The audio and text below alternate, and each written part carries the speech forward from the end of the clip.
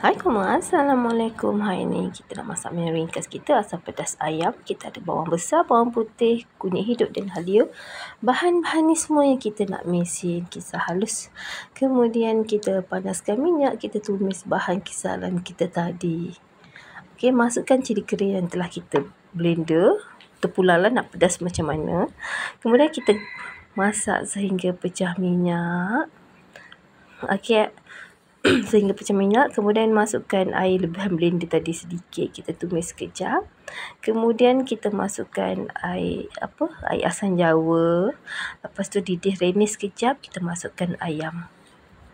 Okey, dah mendidih elok ayam kita hingga separuh masak. Kemudian kita masukkan sayur bendi kita, daun kesum, tomato. Yang ni sayur terpulanglah, kalau nak bubuh pun boleh, tak bubuh pun tak apa.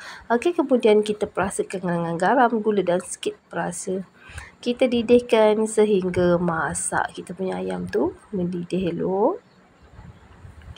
Kemudian dah cukup sesuai selera, bolehlah angkat dan kita hidangkan. Asam pedas ayam dah siap, selamat mencuba.